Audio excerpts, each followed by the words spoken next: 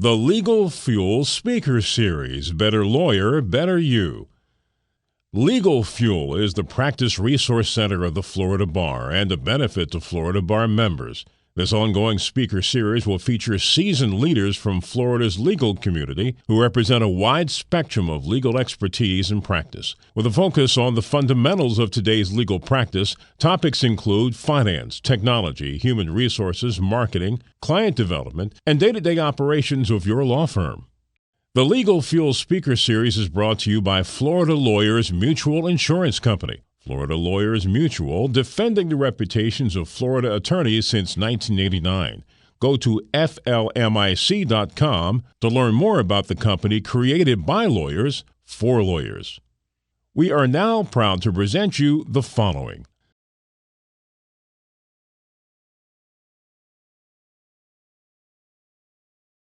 Hello, I'm Amanda Singleton, and the purpose of this program is to inform Florida lawyers about the upcoming national caregiving crisis and how to prepare yourself and your law firm to have the necessary guidance, infrastructure, and support for this changing workforce. I own and operate Singleton Legal PLLC, where I serve, among others, a base of clients who care for a loved one who is aging, chronically ill, or has special needs. Along with my husband, Ryan, who is a board-certified bankruptcy attorney, our firm strives to address the legal and financial needs that historically affect caregivers. I also own and operate Caregivers in the Workplace, which trains companies how to create a caregiving-friendly culture. And I am AARP's national expert on legal and financial issues affecting caregivers. We're going to be talking about what caregivers are and why caregivers pertain to you and your law firm. So, defining a caregiver. A caregiver is an individual who provides unpaid care to another individual. It could range from financial assistance to housekeeping, to errands, nursing, medical tasks, mobility, medication management, and a million things in between. A caregiver is someone who takes care of their children, their parents, siblings, spouses, other family members, neighbors, or friends. And many caregivers do not even identify themselves as a caregiver. They are simply doing what they do for the people they love. Before we get into the content of the program, first, a story. Caregiving has defined my life since the age of 30 when I was unexpectedly called to caregive for my mother, who I called Cookie. Cookie was an independent, single professional who was a world traveler, gourmet cook, and a super fun person. She was 60 years old when she was suddenly diagnosed with brain tumors and was in surgery that day, 2 hours later. There was little time to plan, only time to react. I was a newlywed with a new home and a demanding job, and Cookie was only expected to live a few weeks, but she lived a year and 3 days. I was her 24-hour-a-day caregiver almost immediately. In that year and 3 days, she lost the ability to walk, to talk, eat, or do any activities of daily living. I lost my friends and social life, time with my husband, a lot of weight I couldn't afford to lose, sanity, my income when I went on medical leave, my job when my medical leave ran out, and eventually, my mother when she died. That experience formed the dream of serving caregivers for a living and being the kind of lawyer I could have used that year. Since then, caregiving has come calling in my life again and again. I know you're looking at me and thinking, Amanda seems awfully young for that. Those unfortunate circumstances must be an exception. I am not, and my story is not that unique. Today, there are well over 40 million family caregivers in the United States. Traditionally, caregivers have been depicted as middle-class white women around the age of 50, and while they historically have been women, 60 to 75%, the number of male caregivers has steadily grown and continues to. Today, 25% of caregivers are millennials. There is no one definable group of people who we can expect to be caregivers. It transcends age, race, ethnicity, economics, and gender. Any of your employees are likely to be a caregiver at home. Your employees, and someday you, will be called to caregive. And as our population continues to age, the impact on family caregivers will only grow. The ratio of potential caregivers to those over 80 will be 3 to 1 by the year 2050. This means 3 people who need care to 1 person who can provide it. In the caregiving industry, this is called the caregiving crunch, caregiving cliff, or caregiving crisis. Alliteration aside, no matter what you call it, the implications on our society and the workforce are staggering. Almost 70% of caregivers have to make work accommodations because of caregiving, according to AARP, and 1 out of 5 leave the workforce early. This trade-off leads to reduced job security, lower Social Security payments, lower employment benefits, and less private retirement savings. Between these lost benefits, wages, and opportunities, caregiving costs well over $300,000 to a caregiver's life. And this is primarily a women's issue historically and still at this time.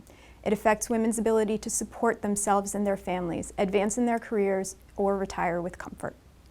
Employees don't want to disclose to their employers that they're caregivers for fear of harming their careers. It could be discrimination, retaliation, lower salary increases or bonuses, or just demotivation due to the company's refusal to advance or challenge the employee. These concerns about admitting to our caregiving responsibilities only enhances the negative impact on the employer. Employing caregivers costs American employers money, about $33 billion a year due to absenteeism, worker replacement, workday crises, and supervision costs. Nationally, per year, this averages out to about $20,000 per employee. There are additional costs associated with employing caregivers related to employee churn and turnover, and it results in increased healthcare costs for the company due to stress-related health conditions. These increased costs are greater for younger caregivers, those in the 18 to 49 age group, and that group is the largest growing group of caregivers. Healthcare costs are about 8% higher for caregiver employees than non-caregiver employees. On the other hand, there is a return on investment that places a caregiver-focused strategy well within the reach of many companies. In research conducted in partnership with AARP, REACT, Respect a Caregiver's Time, reported that for every dollar invested in flex time, telecommuting, and caregiving supportive policies, businesses can expect a return of $1.70 to $4.45.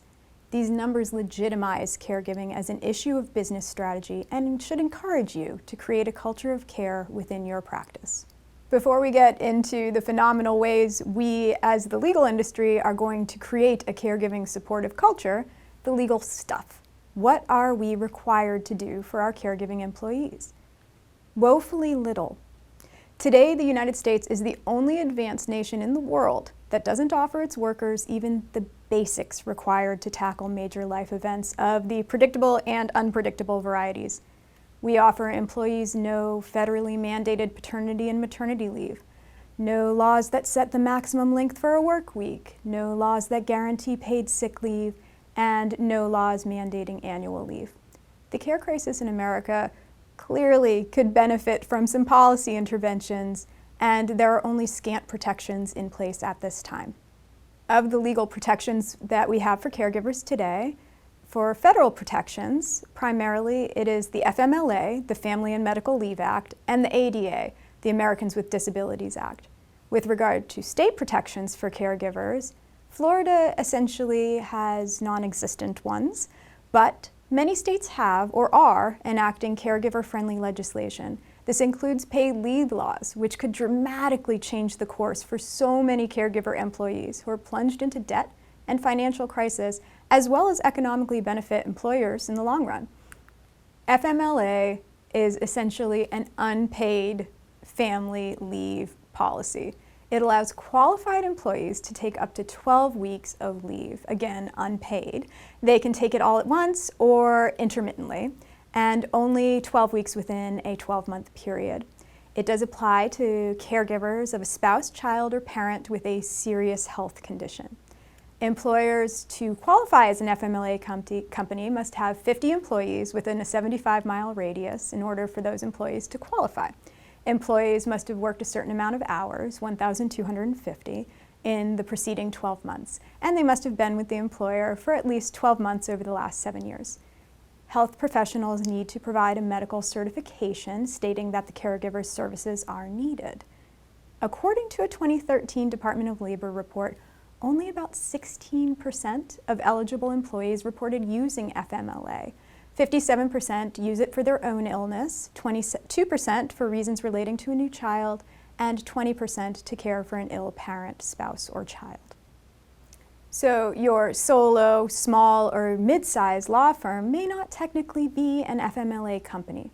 However, the law itself includes aspirational provisions suggesting that all employers embrace FMLA policies. It's good business sense to follow the bare minimum FMLA requirements. Use it as your guidelines when crafting a leave policy, although I encourage you to be more generous. The Americans with Disabilities Act applies to caregivers in that it protects them from discrimination. It prohibits private employers with 15 or more employees from excluding or denying equal jobs or benefits because of the individual's relationship or association with another individual who has a disability. This can include, for example, cancer or the effects of cancer. Although the caregiver is protected against job discrimination due to these associations, they're not entitled to reasonable accommodations like a reduction of work hours or a modification of the workplace, unlike a person with a disability who might be eligible for such accommodations. The ADA doesn't require you as an employer to modify your leave policies for your employees, but you must avoid treating the employee differently than other employees because they are caregiving for a person with a disability. Practically, what this means is consider your words and actions against your employees. Don't discriminate against them. Where we work in a profession where words matter so much, attorneys often say whatever they feel like. And while it's not illegal to be a jerk, don't be a jerk, because doing so very quickly can result in a discrimination claim. And be advised, Florida is what's known as a womb-to-tomb protection state for discrimination. You can be discriminated against at any age. So for example, don't caution your employees who are taking FMLA leave to not come back and get pregnant because that could jeopardize their opportunity for partnership. This would place you in a gray area of a possible discrimination claim and is absolutely avoidable. There are many reasons why you want to create a caregiving-friendly workplace. Today we will discuss 3. Number 1, kindness matters. We must do better as employers, for ourselves as well as our employees. Caregiver-friendly companies have better loyalty and community reputation. They enhance employee satisfaction and motivation significantly. This makes for happier workers and happier workplaces. And if I can't appeal to your heart, let's appeal to the numbers. Number 2, there is a strong business case for cultivating a caring company. 94% of small employers say supporting caregiving employees is the fair and right thing to do. However, there's some hesitancy, not believing it's affordable or that an organization has the resources to make this happen. The research proves that having these benefits reduces the costs of caregiving on employers. It reduces turnover and costs associated with reduced productivity. And on the flip side, there are substantial and recurring costs created by employers' failure to account for their employees' caregiving obligations. Designing career paths, job descriptions, and benefits packages save and earn employers money in the long run. Number 3, supporting caregivers is an opportunity for employers. In September 2019, a Bank of America study found that more than twice as many companies are offering financial wellness programs to their employees compared to 4 years ago, 53% today versus 24% in 2015.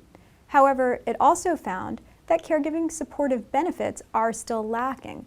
Companies nationwide are providing these benefits now as a matter of course. Starbucks, Eli Lilly, The Hartford, Bank of America, AARP, Philips, Pfizer, CBS, Caring.com, these companies and so many more are finding the value in providing caregiver supportive benefits. AARP published a case study of promising practices which you can use to help cultivate these in your own company. This provides an advantage beyond employee engagement and loyalty.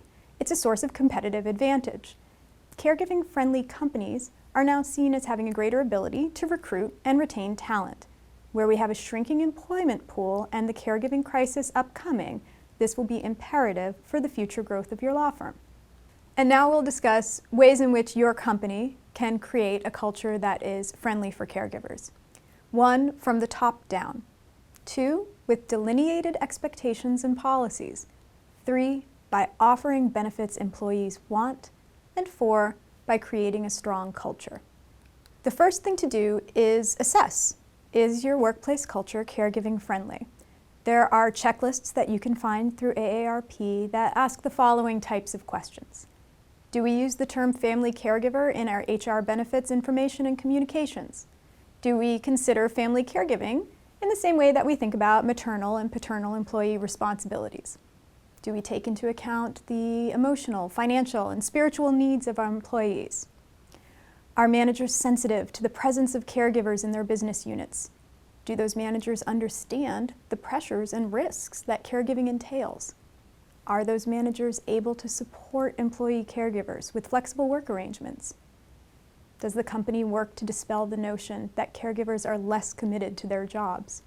And is the organization willing to commit to supporting caregivers as best it can? Developing a company-wide understanding of caregiving starts in the C-suite. From the top down is necessary. When CEOs and upper-level managers say they've used benefits or relay their own caregiving experiences, there's transparency and leading by example. If they demonstrate that it's valuable, then the employees will utilize the benefits and feel more comfortable to be open. It is much less effective if human resources is relaying the message to caregivers than if the higher titled employers are the ones relaying it. Delineated expectations, benefits, and policies are critical to the success of becoming a caring company. Create a census. Identify the magnitude and nature of your company's workforce care needs. This will vary dramatically between small firms and large firms. You have to evaluate the relevance of the existing benefits you offer today. Explore the plausibility of expanding your benefits or developing customized solutions. Ask your employees what they want and see if it matches your ideas. But having strong policies and procedures and an employee handbook will be the critical piece to becoming a caring company. When everyone is clear on what their rights and obligations are, there's less room for conflict, less room for litigation. Make it clear to your employees that you are a care-friendly company and you understand they have predictable and unpredictable life events, and you are willing to meet them in the middle to help them meet those challenges. When we say listen to what employees want, listen to what employees want. They identify benefits that they believe as most important to their success, and it is our job to provide them and support them in utilizing them once we've provided them. The top 3 are leave of absence and sick days to give care to family members. If they are paid, all the better.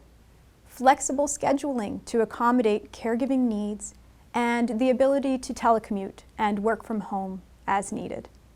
You as the employer and manager are unlimited in the options or benefits that you may offer. In addition to the leave policies that your employees want, and again, return on investment is established for these, there are myriad ways you can support your employee caregivers no matter what your organization's size or resources. Innovative options are proving to be the answer sometimes. There has been demonstrated success in offering leave coaches. They help with employee transitions in FMLA and assist with setting up backup care services.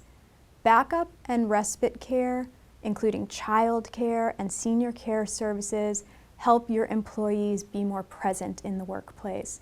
It reduces absenteeism, it reduces tardiness, and it allows for caregiver emergencies, which are to be expected. Digging deeper into your caregiver employees' needs and understanding their pain points will help you in crafting your benefits and policies. For example, we don't often think about long-term care benefits, but long-term care is one of the most expensive and out-of-reach things for a caregiver to afford. If you offer long-term care, the employee can purchase the policy for somebody else if they're the caregiver's foreseeable dependent. These benefits are portable also, so if your employee changes employers, they can take it with them when they go. On-site consultations with caregiver consultants is a good option.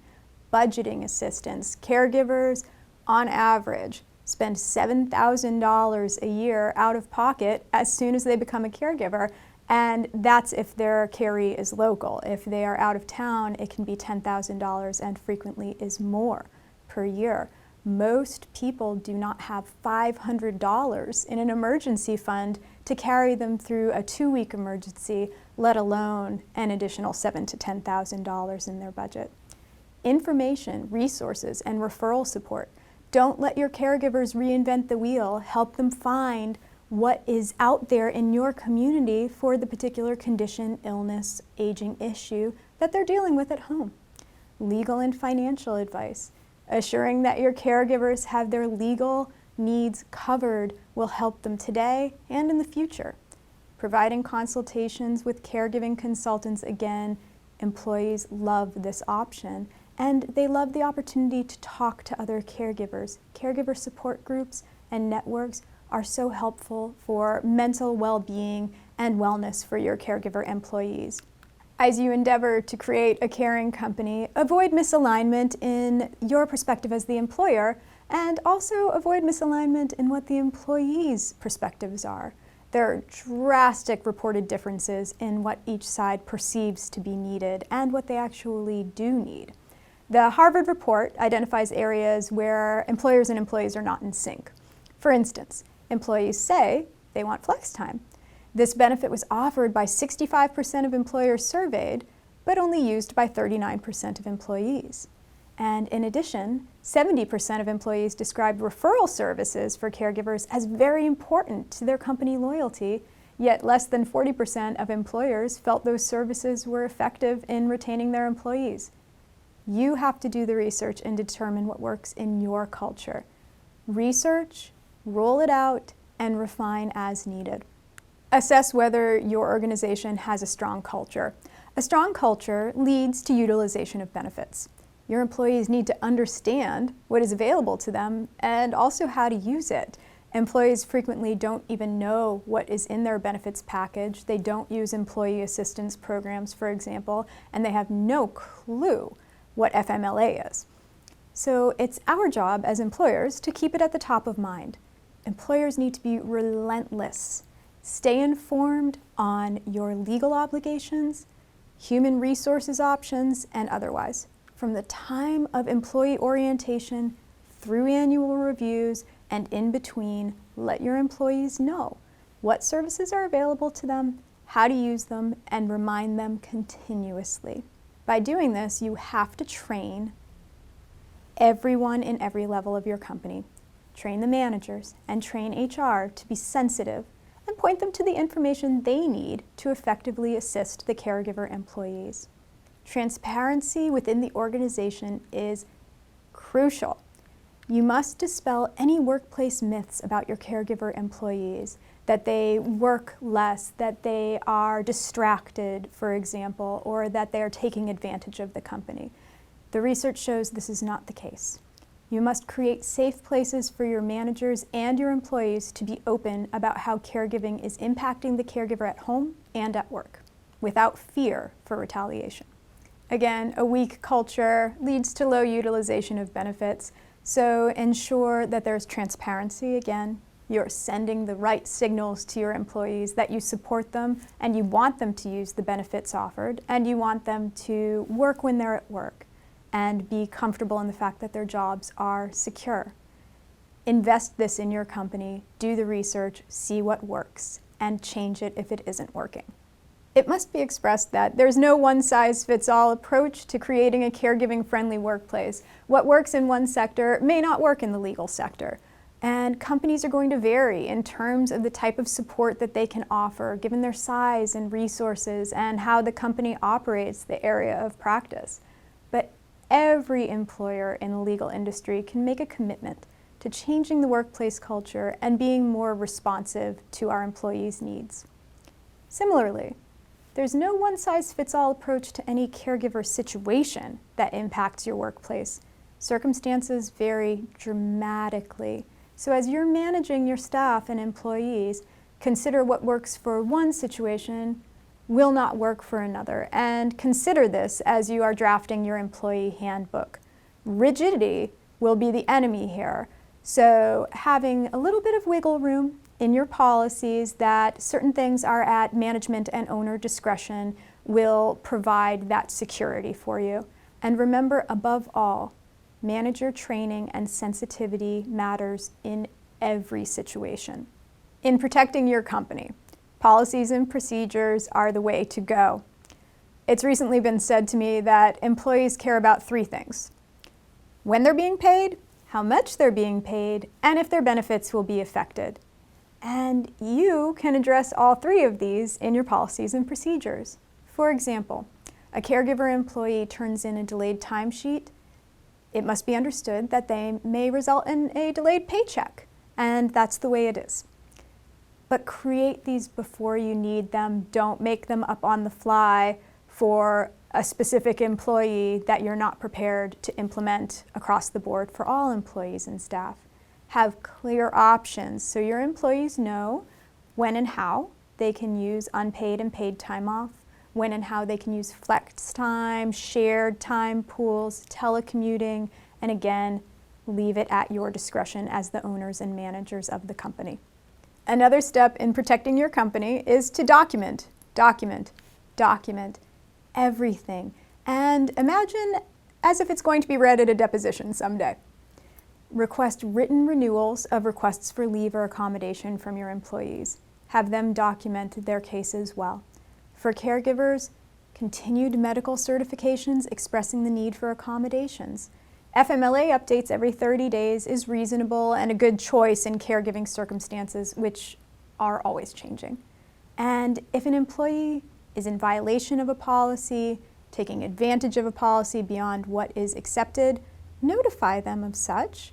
Be sure to document any and all valid grounds for discipline and maintain meticulous files. Ensure that your entire company is trained on this subject from the C-suite to human resources and on down. There must be a company-wide commitment to competency on this point. That does not mean that certain managers have to understand all of the private matters related to a caregiver's specific circumstances. However, they must understand the policies and how they are applied in the company. Educate yourself. The Department of Labor and ADA websites are both very helpful. They include prompts to work through different employer and employee scenarios. But use professionals as you create a culture of caring. There are HR consultants, employment law firms, benefits law firms, caregiving sector trainers, and so on. This won't just save money for your company. It may save your job as a manager. It may save litigation and settlement costs. And above all, it will enhance your reputation in the community. In conclusion, feeling a sense of job security helps your caregiving employees with their mental health and wellness. Healthy employees create healthy workplaces, create prosperous enterprises, create happier and healthier communities. For fans of the show The Office, we call that a win-win-win situation. And to quote Michael Scott, I win too. The opportunity to speak on this crucial subject to the entire Florida bar is a dream come true. I would like to say thank you to Taryn Barbas Kramer of Barbas Kramer for lending your expertise in the preparation of this video, to AARP for leading the charge in advocating for caregivers' rights and for having me as a part of your caregiving team, to the Florida Bar, and Zach Zerowest for inviting me to do this presentation, and for your efforts and commitment to enhancing the wellness of our profession. Online resources you can access to learn more about creating a culture of care include AARP's Employer's Guide to Digital Tools and Solutions for Caregivers, and the AARP REACT Report, Supporting Working Caregivers, Case Studies of Promising Practices. Harvard Business School published the Caring Company Study in 2019, and Bank of America released its Workplace Insights 2019 Workplace Benefits Report, among many others. And if you have any questions about the content of this program or would like to discuss it further, feel free to contact me at amanda@singletonlegal.com. Thank you.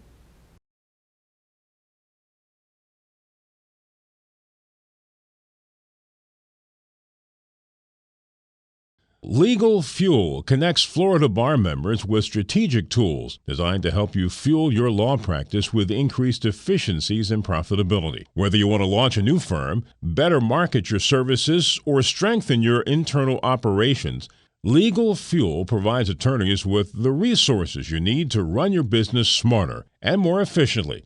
Visit LegalFuel.com today to help manage your practice and fuel your business.